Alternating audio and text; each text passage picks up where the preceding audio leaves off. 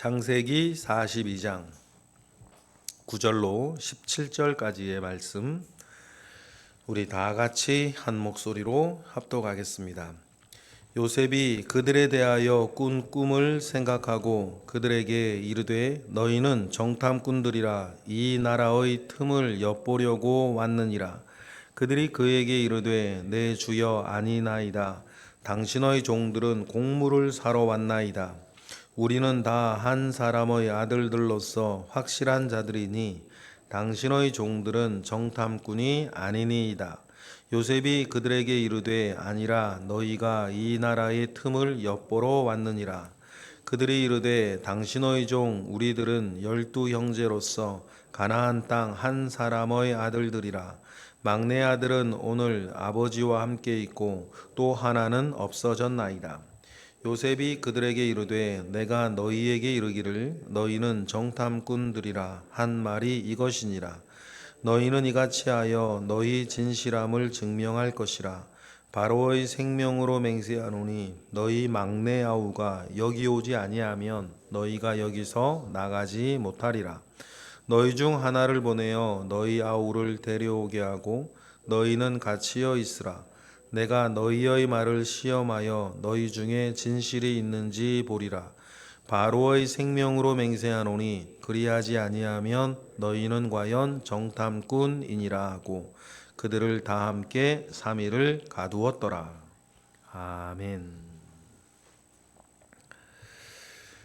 세상의 모든 일이 여러분 그렇지만 껍데기만 함께 한다고 또 뭐 다 이루어지는 것은 아니지 않습니까? 우리가 육신이 함께하면 마음이 함께해야 되는 것이고 마음이 함께하면 모든 정성과 모든 중심까지 함께하여야 함께 되는 것일 것입니다. 요셉이 이제 큰 그리고 소중한 요셉의 작전이 시작되었습니다. 아버지와 모든 가족을 모시고 애굽으로 와야 하는데 몸만 오면 뭐 하겠습니까? 만약에 20여 년 전 그 마음, 그 생각, 그 중심 그대로 애굽으로 오면 애굽에 와서 또 그 짓 반복할 거 아니에요.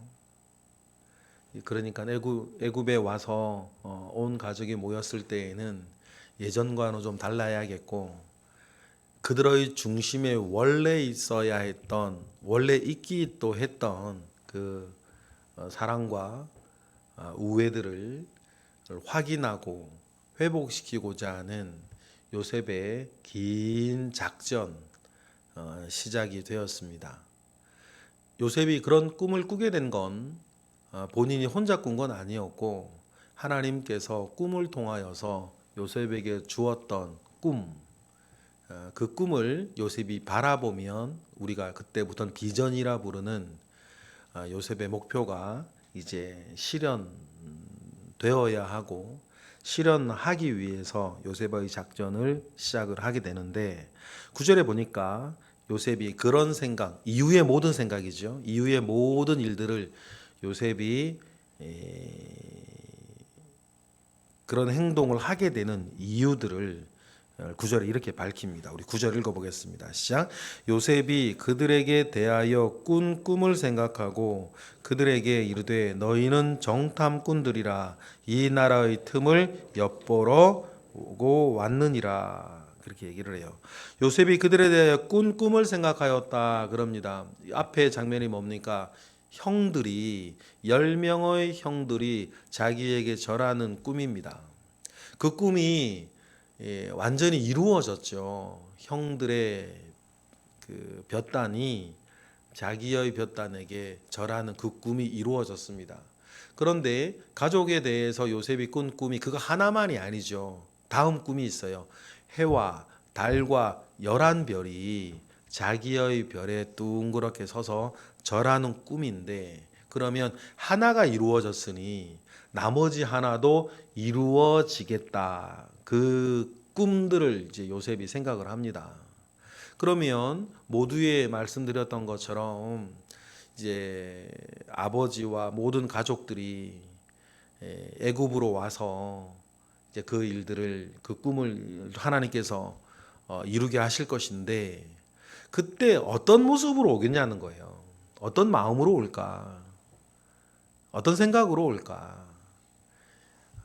당장에 요셉이 내가 요셉입니다. 아버지하고 다 모시고 오세요. 라고 하면 간단하게 끝나는 일인데 시간도 오래 들이고 또 여러 사람들 속에 무엇인가 요셉이 일으키고 다시 회복시키고 원래부터 그들 가운데 있었던 마음들을 다시 고백하게 하고 고백을 통해서 회복시키려고 하는 요셉의 이제 작전, 일종의 장난질 같은 것들이 시작이 됩니다.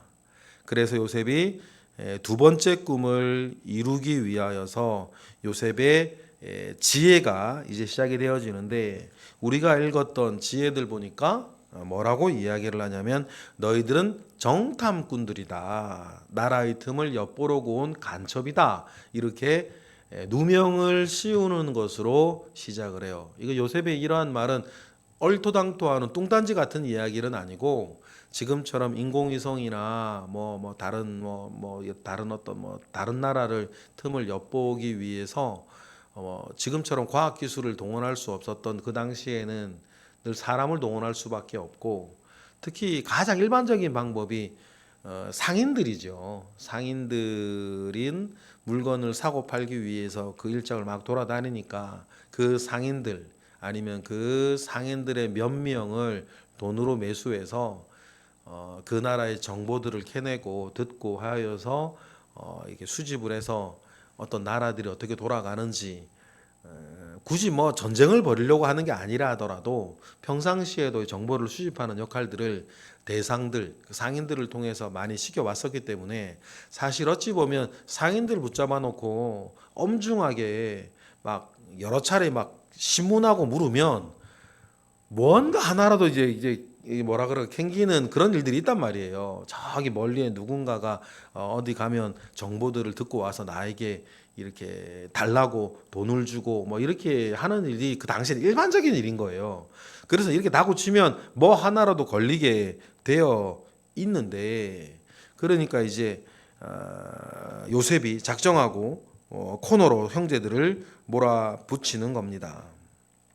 그래 당연히 그 얘기를 들으면 맞다 그러면 그때부터 큰일 나는 거죠. 죽을 수도 있는 거고 위험해질 수 있으니까 형들은 그 얘기를 듣고 깜짝 놀라서 10절 11절처럼 변명할 수밖에 없는 거예요. 읽어볼까요? 시작. 그들이 그에게 이르되 내 주여 아니니이다. 당신의 종들은 곡물을 사러 왔나이다.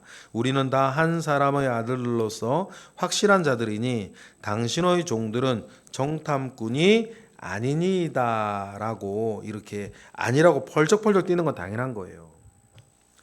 그리고 요셉이 또 12절에도 나오지만 아니라고 정탐꾼이라고 이야기를 합니다. 그러면 여러분, 우리가 어떤 걸 논증할 때 참 어려운 증명이 뭐냐면 아니라는 것, 안 했다는 것을 증명하는 것은 원래 논리 자체가 어려운 거예요. 왜 그러냐면 안 했다는 것은요 증거가 없어요. 자기가 한 일은 증거가 있는데 안 했다는 건 증거가 없어요. 그러니까는 자기가 했다는 것을 증명하려면 한 것의 결과가 있으니까 증명하기가 쉬운데 안 했다는 것은 증거가 없고 자기 마음밖에 증거가 없는 거예요. 그러니까 여러분, 우리가 안 했다는 것의 증명은 어렵습니다. 정탐꾼이라 그러면 아니라고 하는 건 일단은 제3자의 입장에서는 아니라고 한 거에 증거를 댈 수가 없는 거예요. 안 했는데 증거가 어디 있어요? 결백을 주장할 자기 마음밖에 없는 거 아니에요. 그러니까 지금 형들은 되게 불리해졌어요. 갑자기 정탐꾼이라 그러는데, 정탐꾼이면 어떻게 증거를 말할 수 있는데 정탐꾼이 아니면 증거를 말하기는 어려워요. 아니라고 우기는 거, 악이라고 말하는 것밖에 없죠. 그래서 굉장히 궁지에 몰린 형들이 급한 마음 가운데에 자기들이 내세울 수 있는 것 한 강력한 증거가 있어요. 우리는 상인, 대상이 아니라 뭐라는 거예요? 한 사람의 형제라고. 그러니까 13절밖에 말할 수 없는 거죠. 13절 읽어볼까요? 시작. 그들이 이르되 당신의 종 우리들은 12형제로서 가나안 땅 한 사람의 아들들이라. 막내 아들은 오늘 아버지와 함께 있고 또 하나는 없어졌다라고 이렇게 얘기를 해요. 형들이 자기들을 변론합니다. 자기 진술을 하는데 갑자기 이렇게 자기들을 증명하기 위해서 자기들이 누군지를 이야기를 하는데 한 사람의 아들들이다. 이 말은 결국 무슨 말이냐면 우리는 어떻게든 조합된 감췄단이 아니란 얘기예요. 우리 구성된 상인들이 아니라는 거죠. 아까 말씀드린 대로 상인들이 그런 일을 주로 했었으니까. 그래서 자기들을 고백하기 시작하는데 막내 아들은 아버지와 함께 있고 굳이 어떻게 보면 제3자 입장에서는 안 해도 되는 3자에게는 안 해도 되는 말인데 하나는 없어졌다고 그런 얘기를 막 하는 거예요. 이것이 우리 간단하게 이렇게 한 절로 우리 읽지만 10명이 서가지고 이 사람 저 사람 이 사람 저 사람 했던 이야기들을 모아놓은 걸 수도 있겠죠. 그런데 우리 모르겠습니다. 우린 지금 10명인데 11명이라 그랬다가 12명이라 그랬다가 왜 한 사람은 11명이라 그러냐, 한 사람 왜 12명이라 그러냐, 그런 10명이라 그러면 한 사람은 또 막내는 집에 있고 하나는 없어졌고 이렇게 너희들끼리 왜 의견이 안 맞냐 신문하는 과정들이 있었을 거예요. 있었을 것이고 그런 것들을 모아 한 13절로 모아 놓은 것이죠. 하나는 없어졌다. 이렇게 얘기를 합니다. 팔아놓고서는 자기들이 팔아먹었다 말할 수는 없고 이렇게 막내 아들은 아버지와 함께 있고 또 하나는 없어졌다라고 이야기하는데 요셉의 입장에서는 첫 출발이 나쁘지는 않아요. 왜냐하면 자기가 여전히 12 아들 중에 하나로 기억되어지고 있다는 거죠. 이것은 요셉 입장에서는 나쁜 출발은 아닙니다. 그런데 요셉이 14절처럼 또 몰아붙여요. 이 14절의 내용은 결국 뭐냐면 너희들의 진술이 너무 복잡하다는 거예요. 누구는 남고 누구는 없어졌고 너희들은 있고 형제면 형제고 이렇게 간단하게 말을 대해줘야 되는데 진술이 복잡한 게 진술이 엇갈리고 복잡하고 이런 것들이 결국 너희들이 14절 정탐꾼 아니냐 그 말입니다. 14절 읽어볼까요? 시작. 요셉이 그들에게 이르되 내가 너희에게 이르기를 너희는 정탐꾼들이라 한 말이 이것이다 라고 이야기하면서 왜 이렇게 진술이 복잡하고 서로 간에 진술들이 엇갈리냐 이런 이야기로 너희들이 거짓말을 하고 있으니까 이렇게 진술이 복잡해지는 것 아니냐 이렇게 요셉이 몰아붙이는 거예요. 그런데 요까지 이야기에서 그러면 아니라고 하는 증명은 어렵지만 정탐꾼이 아니라고 하는 걸 증명하는 걸 어렵지만 요셉이 참 머리가 좋은 거예요. 전체적으로. 그러면 너희들이 말이 사실이라면 없어진 그 형제는 어쩔 수 없다 하더라도 아버지와 함께 있다고 하는 막내 아들을 데려오면 그것을 뭐로 삼겠다? 증거로 내가 인정해 주겠다. 그 얘기를 하는 거예요. 15절 읽어볼까요? 시작. 너희는 이같이 하여 너희 진실함을 증명할 것이라. 바로의 생명으로 맹세하노니 너희 막내 아우가 여기 오지 아니하면 너희가 여기서 나가지 못할 것이다 라고 이야기를 합니다. 그리고 16절 그러면 여기서부터 요셉의 첫 번째 작전이 시작되는 거예요. 그럼 다 감옥에 가두는데 너희 중에 한 사람이 집으로 가서 막내 아들을 데려오라 하는 거예요. 그러면 어떤 일이 벌어질까요? 형들의 입장에서는 우리 중 누가 갈 거냐 그 이야기를 결정해야겠죠. 16절 볼까요? 시작. 너희 중 하나를 보내어 너희 아우를 데려오게 하고 너희는 갇혀 있으라. 내가 너희 말을 시험하여 너희 중에 진실이 있는지 보리라. 바로의 생명으로 맹세하노니 그리 아니하면 너희는 과연 정탐꾼이라 하고 어찌 될지 모르는 감옥의 형제들을 집어넣습니다. 그리고 한 사람을 뽑아서 감옥에 나가서 막내 아들을 데려오라라고 이야기를 해요. 그러면 이 형제들 사이에서 당연히 벌어지게 될 대화는 어떤 대화겠어요? 우리 중에 누가 나가서 갈 거냐 이 얘기를 하겠죠. 그러면 이건 몇 가지 일들이 있어요. 그럼 형제들끼리 이야기를 해야겠죠. 이야기를 하면서 여러 가지 그동안 하지 못했던 이야기들을 다들 꺼내어 놓을 수 있을 거예요. 뭐 옥신각신 하겠죠. 왜 우리가 이렇게 됐는지부터 시작해서 뭐 때문인지 시작해 본 거에서 누가 가겠다는 거에서부터 그런 얘기를 하다 보면 내일 본문에 나오겠지만 요셉의 형들은 아마 어떤 일이 있을 때마다 과거부터 그렇게 말해 왔었는지도 몰라요. 우리가 요셉 일로 벌 받는 거다라고 시작하면서 자기들이 분명히 해야 될 이야기들을 하게 될 겁니다.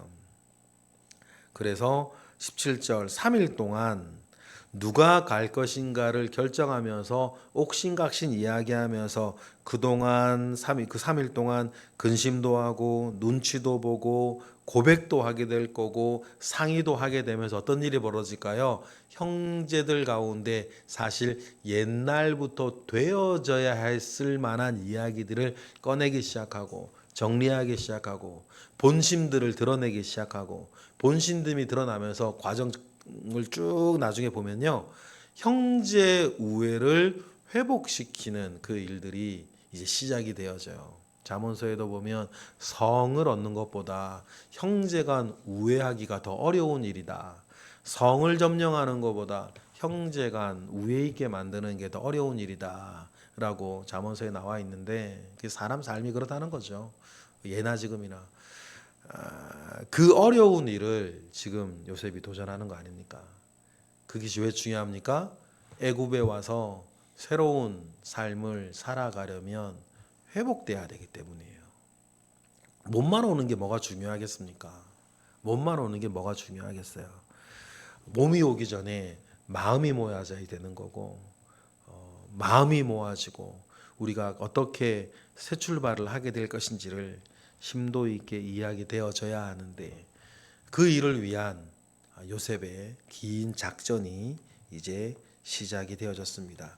그래서 17절에 보면 그들을 다 함께 3일을 가두면서 요셉의 작전이 시작이 됩니다. 요셉이 그런 생각을 하게 된 것도 애당초 하나님께서 요셉에게 꾸게 하셨던 꿈 때문이었어요. 여러분, 꿈은 중요합니다.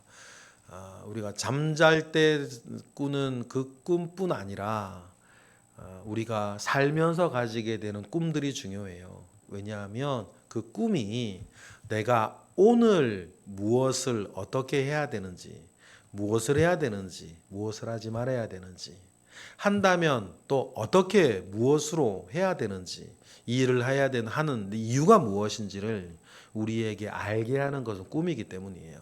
그러니 여러분, 하나님 아버지 앞에 꿈, 비전을 가지고 오늘을 잘 정돈하고 풀어가며 살아가시는 저와 여러분이 되시기를 주님의 이름으로 축복합니다. 기도하겠습니다. 하나님 감사합니다. 크신 은혜와 크신 능력이 우리 가운데에도 있음을 믿습니다.